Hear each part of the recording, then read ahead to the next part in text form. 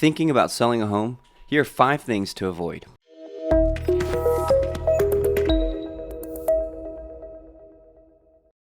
Hey, and welcome to Fountain City. My name is Jalen. I'm a real estate agent here in Kansas City, and please reach out if you're thinking about buying or selling here in Kansas City. I work with a lot of people who reach out through YouTube, who see my content and are thinking about moving here to Kansas City, thinking about selling their home here in Kansas City, and I would love to help you. My phone number is 626-226-6611. Call or text me at any time. I promise I will get back to you within a day. So if you're looking to sell a home, either in Kansas City or anywhere, and you're watching this, here are 5 things that you're really going to want to avoid, because it could really make your home selling process really difficult. Selling a home is already a super stressful process as it is. You're going to have to deal with packing up your home and moving, which I know nobody likes to do. You're going to have to deal with people coming through your home, viewing it, people making you offers, people asking you to do repairs. So here are 5 things that you're gonna want to keep in mind before you think about selling your home. The number one thing that you're gonna want to avoid doing is overpricing your home. Now, I see a ton of people do this when I initially sit down with them and I consult with them about how much they would like to see out of their home sale or what they would need out of their home sale. I usually try to bring all these figures in terms of comparables of the market. I compare their home to it, but in the end, the pricing strategy is going to be determined by you. If I say you need to price your home here and you say, nope, I want to price my home here, let me share something that may be not intuitive with you. Overpricing is the number one way to get yourself less on your home. Let me say that again. Overpricing is the number one way to get yourself less than you would want on your home. Okay, let me give you an example. Let's just say your home is worth $400,000 in the market. All the comparables in your area say that the homes that are like yours are selling for $400,000. There are a few homes that maybe nicer, maybe have a few extra bedrooms who are selling for a little bit more. A few homes that have a few bedrooms less and that are selling for a little bit less, but you have in your mind that you want $425,000 for your home. Here's 2 pricing strategies that we can take. What I would say is you need to price your home at fair market value, $400,000, and hopefully the way that we stage the home, the way that we advertise the home can make the home attractive enough that enough people would want to bid on that home and get that price closer to that $425,000 that you actually want. Okay, here's what you don't want to do. If you price your home for $425,000 and it sits there, and you have to lower your price, and you have to lower your price, and you have to lower your price, what's going to happen, what's going to start working against you is what's something called days on market. Days on market. That means that if your home hits the market today is number 1 day on market. And the higher the days on market, typically the lower price you're going to get, because buyers are going to see your home as quote unquote damaged goods. Even if it's perfectly fine, even if it's a beautiful home, if they see 50 days on market or 100 days on market, they're going to start wondering, well, why has nobody else wanted to buy this home yet? Now, I'm recording this in 2023 when everything is flying off the shelves, and the average days on market, depending where you are in the Kansas City metro, are about 30 to 40 days on market. So if you get above that, buyers are really going to start wondering, hey, what's up with this home? Why is it not selling? And you're going to get less money, because let's just say you price it at $425,000. Well, as days on market increases and you have somewhere to be because you need to move to your next home, you start lowering your price to $420,000 to $410,000 to $400,000, and then you soon you get to that $400,000 threshold with 65 days on the market. Well, that buyer is going to come in and say, well, I would have given $400,000 if this was the first day on the market, but since it's the 65th day on the market, I'm going to offer you $385,000, or I'm going to offer you $390,000. And you're not really getting that full $400,000 potential, or possibly even getting those competitive offers that would bid above that. So don't overprice it. It really is counterintuitive, but I'm just trying to explain to you how you can save money, how you can earn more money for your home if you don't overprice. The number 2 thing is that a lot of sellers, they don't think like buyers. They don't think like a buyer. And let me explain what this means.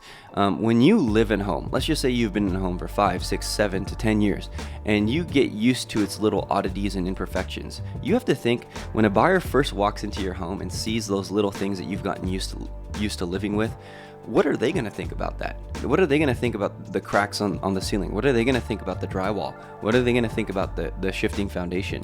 Well, you may say, well, I've been here for 10 years and the foundation's never moved.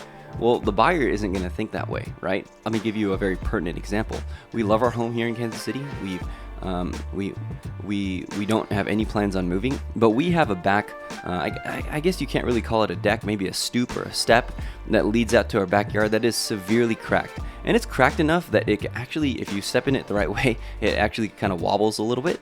And what I would say is, man, if you're a buyer, I know that as a homeowner living in this home, I'm not going to repair that anytime soon. I may repair it in a little bit here as it gets worse, but I kind of want to wait until I can save up enough money to put an addition onto my house. So I'm not going to necessarily make it priority 1A to repair that. But I know that as the homeowner living here, I'm used to that. I deal with that every day. I go out there every day. I let my dog out there every day, and nothing's wrong with it, at least in my perspective. Now, it could fail tomorrow, but if somebody brand new were to come into my house thinking, am I going to buy this house for full price for whatever Jalen's asking for it, they're not going to accept that really cracked and broken back stoop. They're going to ask for that thing to be repaired. They're going to see all the imperfections of the home. Ben Franklin once said that during dating, you should keep your eyes wide open, and during marriage, you should keep your eyes half shut. Now, that's not a commentary on marriage or anything like that, but having shown tons and tons of buyers around different homes, I can tell you that that's assuredly the case. When they're looking for a home to quote-unquote marry or to quote-unquote buy, their eyes are wide open. They're looking at every single flaw. And when you live in a home, especially for a prolonged period of time, your eyes are kind of half shut to those flaws because you can't see them with fresh eyes, especially if they don't affect your day-to-day life. And then somebody were to come back to you and say, hey, I want you to repair that. You're going to say, no, there's nothing wrong with that. And I think that's a mistake because you want your home to be as appealing to a buyer. So you need to make sure that everything is shipshape. You need to make sure that everything is airtight. Or what you can do is reduce price because you're aware of those flaws. Say, okay, well, I know it's going to take X amount of money to fix that back stoop, so therefore I'm going to put my home on the market for a little bit less or be willing to accept a little bit less so that a buyer can feel good about their purchase. Here's mistake number 3, bad timing. Mistake number 3, bad timing.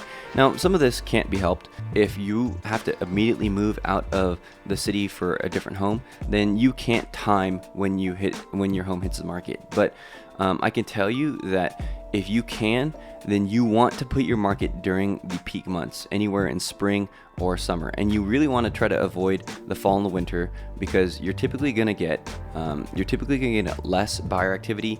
That means less competition. That means less offers. That means less money in your pocket for your home. A lot of people probably already intuitively know this, but they don't necessarily take into account the amount of time that they're going to need to get their home ready. And pretty soon the peak buying season is over and they're going to have to wait till next year. And then pretty soon that year is gone too if they want to actually sell their home. And so one of the things that you really need to do is, if you really want to sell, let's just say this coming year, 2024, you need to be getting ready now to try to either hit the peak season of 2024, like either in the spring or in the early summer, or you need to just get your rear end into gear and get everything ready because we're still in the peak season right now. That being said, if you're looking to sell your home in Kansas City, I would love to talk to you. Please give me a call, 626-226-6611. I'll sit down with you. I'll create a plan that can get you the most money for your home in Kansas City. Okay, the fourth mistake that a lot of sellers make is poor expectations.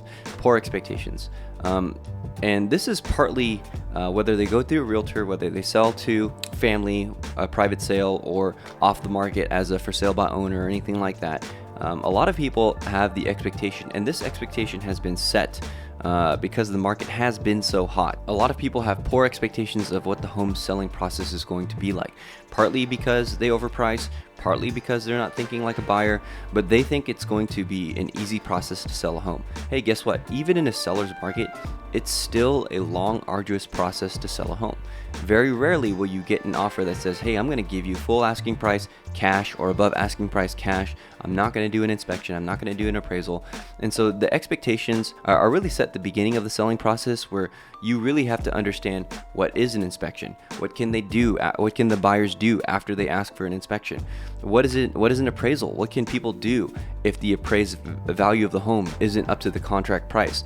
All of those things, you really need to sit down and talk to a professional, whether it's a real estate agent or another professional that does this for a living. And you need to make sure you're setting the right expectations for your home.